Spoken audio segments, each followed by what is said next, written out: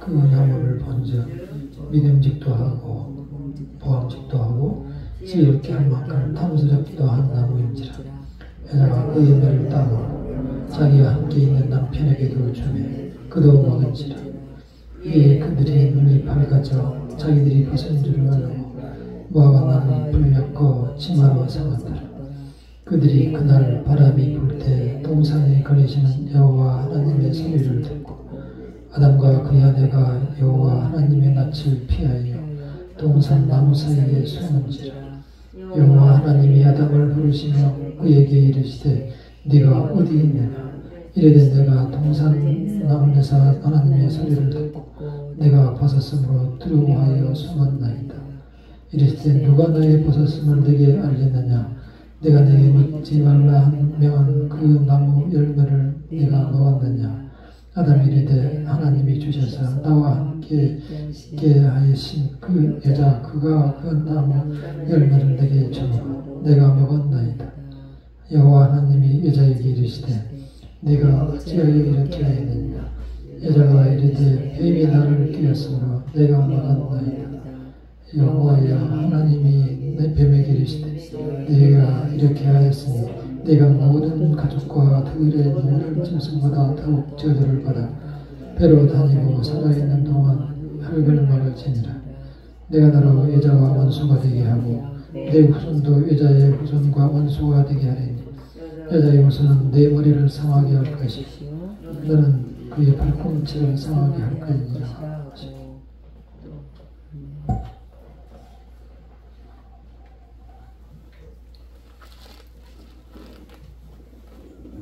이 말씀에 대한 우리의 응답이 없이는 구원에 이를 수 없습니다.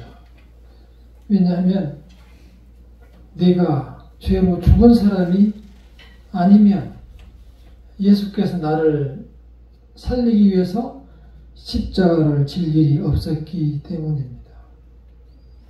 우리 자신을 죄 아래서 발견해야만 다시 십자가로 살아날 수 있습니다. 우리가 현실을 돌아볼 때 육은 살아있으나 영혼이 죽어있는 경우가 정말 많이 있습니다. 그 원인이 뭐라고 했죠? 죄라고 했습니다. 죄에서 시작이 된 것입니다. 그런데 이 죄의 최초의 시작에 대해서 지금 말씀하고 있습니다. 하나님께서는 최초에 두 가지 명령을 주셨습니다. 생육하고 번성하라, 땅에 충만하라, 그리고 다스리라라는 소위 말해서 문화명령과 선악과를 먹지 말라라는 두 가지 종교명령, 이 두 가지의 명령을 주셨는데 이것을 우리는 언약이라고 합니다. 이 약속을 지키면 영생이고 지키지 못하면 형벌이 있다는 것입니다. 이 선악과는 특별한 나무가 아니었습니다. 그냥 보통의 나무였는데 하나님께서 인간과 사이에 약속을 위해서 선악과라고 별도의 의미를 부여했던 것입니다.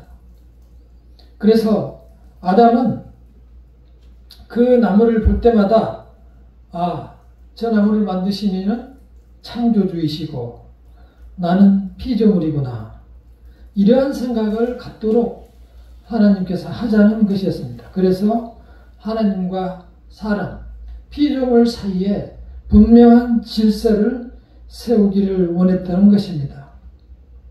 그리고 그 아담에게 먹을 자유까지 허락하셨습니다. 우리가 흔히 저도 그렇습니다만은 따먹을 자유마저 뺏어버리면, 그래서 먹으려고 했는데 손을 탁 쳐버렸으면 이런 사태가 없었을 텐데, 이런 생각을 하지만, 그리고 안 먹게 했으면 될 거 아니냐 이렇게 생각하는데, 안 먹게 해버렸으면 그 죄, 하나님께서 아담한테 죄를 물을 수가 없는 거예요. 왜냐하면 아담에게 선택할 권한을 줬기 때문에 아담은 그 선택의 권한에 대해서 자기의 선택 의지에 대해서 책임을 질 수밖에 없게 된 것입니다. 그래서 하나님께서는 태초에 자기의 성향에 따라서 아름답게 사람을 지으시고 정말 만족해서 참 좋다라고 지은 사람이 하나님과 교제를 가지며 끊임없이 살기를, 영원히 살기를 원해서 살아있는 아담으로 만들었습니다. 그리고 아담에게 모든 자유를 허락하되 심지어는 죄를 지을 수 있는 자유까지 허락하되 그 죄 중에서도 딱 하나, 선악과만 먹지 말라. 이건 너와 나의 약속이다. 지키면 영생하고 지키지 못하면 그에 따른 형벌이 따른다. 바로 그것이 아담과 하나님과의 약속이었습니다. 그래서 처음에는 먹기 전에는 질서가 유지가 되었습니다. 그러나 먹은 후에, 선악과를 먹은 후에 아담은 완전히 다른 사람이, 지금 우리와 같은 사람이 되었다는 것입니다. 아담은 그때 당시에 사람이 없었기 때문에 모든 인류를 대표해서 하나님과 약속을 한 거예요. 사람이 없잖아요. 인류를 대표해서 하나님과 약속을 했습니다. 그래서 그 모든 죄과 역시, 형벌 역시, 책임 역시 모든 인류가 다 지도록 그렇게 되어 있었던 것입니다. 그러나 아담은 죄를 자기의 뜻에 따라서, 의지에 따라서 범하고 말았고 그 죄가 오늘날 물밀듯이 온 인류에게 들어왔습니다. 그걸 로마서에서는 이렇게 얘기합니다. 로마서 5장 12절에서 한 사람으로 말미암아 죄가 세상에 들어오고 죄로 말미암아 사망이 왔나니 모든 사람이 죽었다는 거예요. 무엇으로? 그 들어온 죄로. 그래서 그 죄가 물밀듯이 들어와서 당초에 아름답게 지어놓은 창조 세계는 완전히 본래의 광채를 잃어버렸습니다. 하나님의 모든 계획이 무너진 것처럼 그렇게 죄가 창궐한 세상이 되었습니다. 우리가 조금 전에 말씀을 읽었듯이 맨 먼저 죄를 범하고 나서 숨었어요. 마음속에 두려움이 생긴 거예요. 두려움이라는 게 한 번도 겪어보지 못했는데 자기 자신이 죄를 지으니까 벌써 내 자신의 마음속에서 형벌을 받고 있는 거예요. 두려워서 숨었어요. 무서웠어요. 하나님이 찾을 때까지 숨어 있었습니다. 그리고 스스로 옷을 만들어서 그 옷을 입었습니다. 수치를 알게 된 것이죠. 그리고 아시다시피 최초의 살인이 발생이 된 거죠. 하나님께서 약속하신 대로 그대로 된 거예요. 안 먹었으면 되는데 먹고 나서는 정말 엄청난 죄가 이 세상에 들어왔고 아담이 죄를 범했는데도 불구하고 그들의 자녀인 가인과 아벨은 그 형이, 그것도 동생이 아니고 형이 사랑하는 아들을, 동생을 때려서 죽이는 사태가 발생한 거죠. 다시 말해서 그 아담의 죄가 아들에게까지 유전된 것을 우리는 볼 수 있습니다. 그래서 모든 우리 인류가, 저희들도 계속 그 죄를 이어받았기 때문에 우리는 그 죄의 속성에서 우리 인간은 벗어나지 못하는 존재가 되고 말았습니다. 말씀드린 바와 같이 이 세상에는 완전한 인간이 없습니다.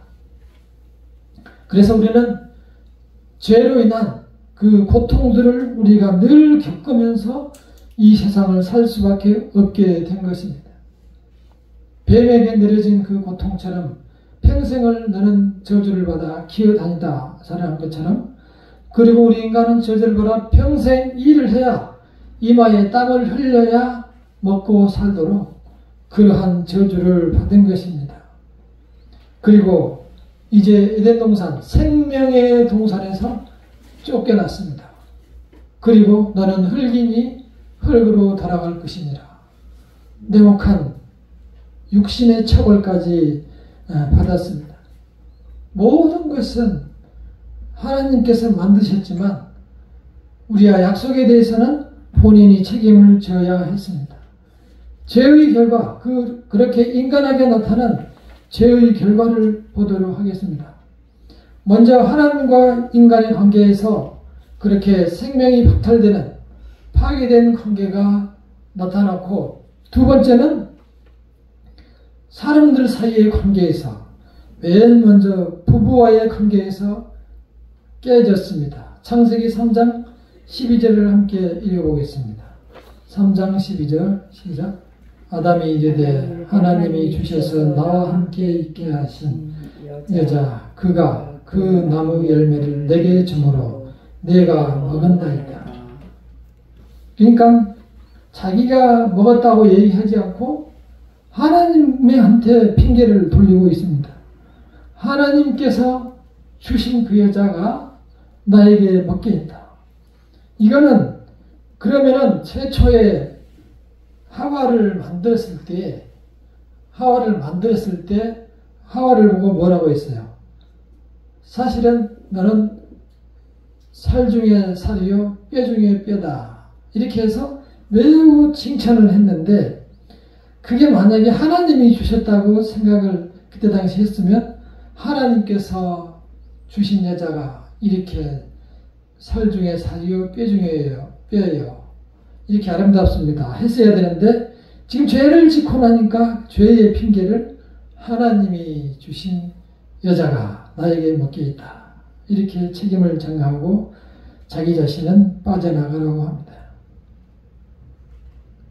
그렇게 하나님, 사람과의 관계에서 관계가 깨어지고 아들 간에 피비린내 나는 살인이 발생하고, 이런 것들이 오늘날 우리 사회에서 매우 심하게 이제 진행되었고, 특히 우리나라 사회는 세계에서 가장 자살을 많이 하는 그런 나라가 되었고, 인간의 육신은 살아있지만 영혼이 죽어버린 사람은 어느 사회보다 많습니다. 영혼이 죽은 사람. 그래서 영혼이 죽은 사람하고 우리가 밖에서 계속 접촉을 하기 때문에 믿는 자들도 정말 힘든 거예요. 살아내기가 힘든 거예요. 영혼이 죽은 자가, 육신만 살아있는 자가 육신의 것으로 와가지고 우리에게 유혹하고 우리에게 덤벼들기 때문에 우리가 그걸 이기며 살아나가기가 정말 어려운 거예요. 그러한 현상은 점점 커져서 사회 내에서 갈등, 여러 가지로 남북 간의 대립을 하고, 또 민족 간의 갈등을 하고, 나라와 나라가 전쟁을 하고, 정말 짐승을 죽이듯이 심한 아주 전쟁이 계속 끊이지 않고 있습니다. 이 시작이 바로 죄인 것입니다. 자연과의 관계도 파괴가 됐습니다. 당초에는 정말 하나님 보시기에 아름다운 세상이었으나 지진이 나고 산사태가 엄청나게 많이 나고, 홍수가 나서 산이 산을 덮고 다시 강을 덮고 새로운 강이 나고, 또 어떤 데는 가뭄이 나서 많은 사람들이 어려움을 겪게 되고, 온난화가 생겨서 모든 사람들이 더위를 위해 홍수가 나기도 하고, 또 온 세상은 무식한 난개발로 통해서 지구가 망가지고, 내가 돈을 벌고 살기 위해서 지구를 망가뜨리며 모든 사람들이 살기 어려운 세상을 만들어가고 있습니다. 확실히 죄를 범한 인간들이 이렇게 득세하는 세상에서는 가만히 보면 정말 세상이 끝을 향해서 가고 있구나 이런 생각을 갖게 됩니다. 그리고 이로 인해서 이제 우리 원죄를 지은 인간, 다시 말해서 죄에 대해서 죄로 인해서 우리가 형벌을 받게 되고 또 그 죄의 뿌리가 있어서 악한 행실들이 계속 나오게 되므로써 우리는 그 속에서 살아가고 있는 우리 자신을 발견할 수 있어야 돼요. 종종 신앙생활을 하다 보면 예수께서 나를 위해서 십자가를 지셨기 때문에 그리고 모든 죄를 덮어주셨기 때문에 나는 깨끗하다. 그리고 나는 구원에 아무 차질이 없다. 물론 하나님의 백성은 그럴 것입니다. 틀림없습니다. 그러나 우리가 안타까운 것은 죄책이라는 게 있습니다. 내가 지은 죄에 대해서 깊이 회개하지 않으면 반드시 책임이 따른다는 거예요. 무서운 사실입니다. 제가 어느 목사님한테, 저도 물론 교수님한테 배웠습니다만 이 얘기를 들었을 때 가슴이 찰렁 내려앉았고 그 얘기를 어느 그 목사님한테 얘기했더니 가슴이 차가워졌습니다. 싸해졌습니다. 이렇게 얘기를 하더라고요. 그렇죠. 그러나 그것도 역시 하나님의 은혜로 우리가 죄만큼 벌을 받지 않고 이렇게 하나님 앞에 은혜 중에 살아갈 수 있게 하는 것입니다. 우리 자신들 속에 여전히 죄의 속성이 남아있어요. 하나님 앞에 회개하고 또다시 나가서 죄를 보고 또다시 하나님 앞에 와서 회개하고 또 죄를 보고 그렇게 살아가게 돼 있어요. 고양이하고 쥐를 관계를 한번 보세요. 고양이한테 쥐 잡으라고 가르쳐주지 않아도 고양이하고 쥐를 놔두면 고양이는 무조건 가서 쥐를 잡습니다. 그 마음속에 그렇게 태어난 거예요. 그렇게. 쥐를 보면은 그냥 잡아먹고 싶도록 태어나요. 마치 어떤 애완견들이 사람들한테, 개들은 다 사람한테 잘하잖아요. 그것처럼 우리가 죄를 한번 지은 후로 우리의 마음속에는 죄의 뿌리가 남아있어요. 쓴뿌리라고도 해요. 죄의 뿌리가 우리에게 계속 남아있고 그로 인한 책임을 지라는 거예요.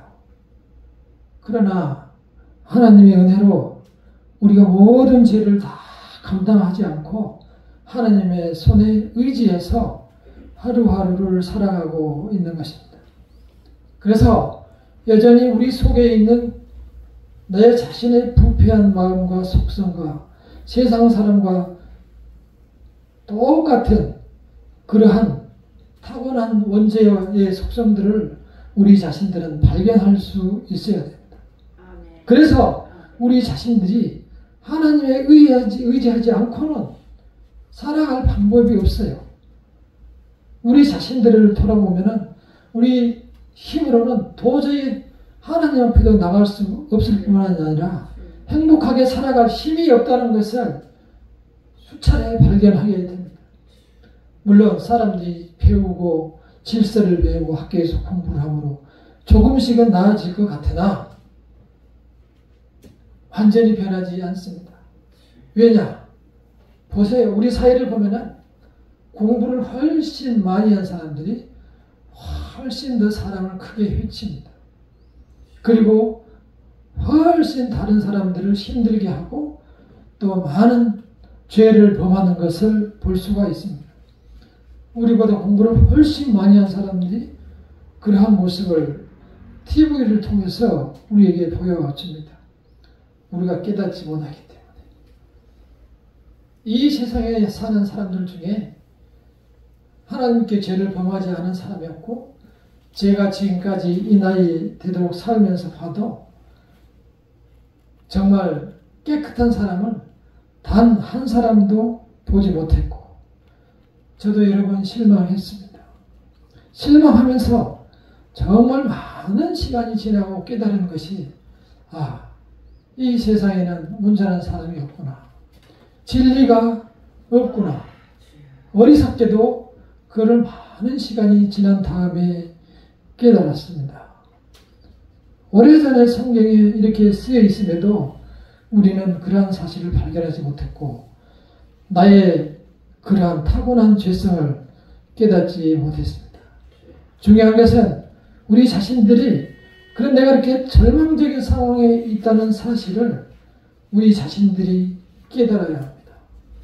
그래서 주님의 자녀로 이 자리에 앉아 있음에 대해서 예수님께 물어봐야 돼요. 하나님, 왜 나를 이 자리에 불러주셨습니까? 죄 많은 저를 왜 이렇게 거듭나게 하셨습니까? 하면서 주님의 은혜를 생각하고 주님의 계획을 물어보고 주님을 또한 따라갈 수 있도록 우리의 길을 자꾸 물으면서 살아가야 됩니다. 그렇지 않으면 우리 역시 죄성이 있기 때문에 세상과 똑같이 죄에 늪에서 허덕이며 죽기 살기로 살아가게 되어 있습니다. 우리가 많이 배우고 권력을 가져서 또는 돈이 많이 있어서 이 세상에서 어렵지 않게 살아간다고 해도 결국 우리 자신들은 행복을 느끼지 못하며 괴로움 속에서 세상을 살아갈 것입니다.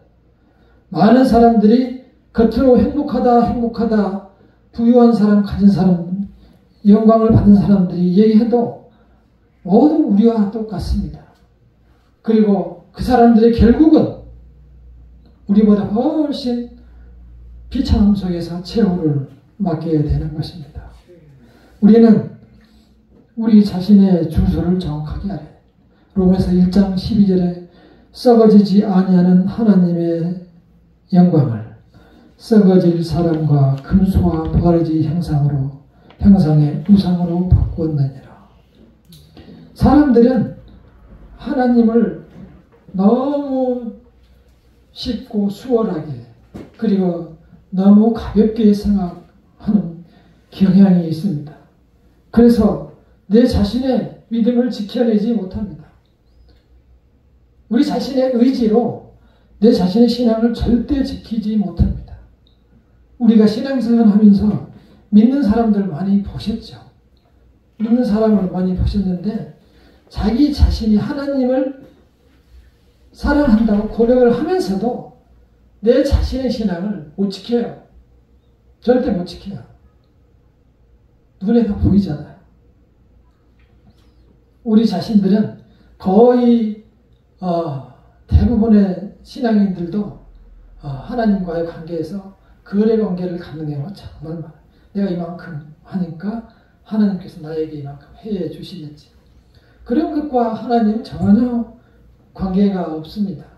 하나님은 그 자신, 그 스스로 완전하신 분이고 우리가 힘들고 우리가 어려울 때 우리를 도와주시고 보호하시고 우리에게 관심을 가지시지만 우리가 뭘 하나님께 영광을 돌리지 않는다고 해서 힘들어하시거나 불편해하시거나 기분 나빠하시는 분이 아니에요. 하나님 그 자신 자체로서 영광스러운 분이고 모든 것이 완전하신 분이에요. 조금도 부족함이 없어요. 그리고 죄로부터 완전히 거룩하신 분이기 때문에 우리에게 자기의 모습을 닮으라고 말씀하시는 것입니다. 우리가 그 하나님을 이해하고 나가기 위해서는 아담으로부터 받은 그 죄와 또 나는 그로 인해서 수많은 죄를 지어왔고 또 앞으로도 지을 것이고 그러한 죄의 속성을 가지고 있는 죄의 인간이라는 사실을 깨닫는 것이 매우 중요합니다. 그랬을 때 내가 죄로 인해서 완전히 죽은 사람이라는 것을 깨달았을 때 그리스도의 십자가 앞에 나아갈 수 있고 그리스도의 십자가가 귀한 것이 되는 것입니다. 따라서 그 십자가를 생각하며 늘 은혜 속에 살아갈 수가 있는 것입니다. 오늘은 여기까지만 하겠습니다. 3장부터는 다음 시간에 하도록 하겠습니다. 그렇습니다. 우리 자신을 하나님 앞에서 아담과 달리 하나님은 나의 창조주이시고 나는 피조물이고 하나님은 나의 아버지시고 나는 그의 자녀이고 하나님은 모든 것이 완전하시고 모든 것을 가지신 분이고 그분이 나를 아들이라 해 주셨고 또 나를 불러주셨다는 사실을 그 하나님과의 질서의 관계를 바로 갖는 것이 정말 중요하고 내가 왜 죄중에서 이렇게 살아가고 인생이 힘든가? 그러한 것은 바로 이 온 세상에 충만한 죄 때문이라는 사실을 기억하시고 늘 하나님께 의지하는 성도님이 되시기를 간절히 기도합니다. 기도하겠습니다.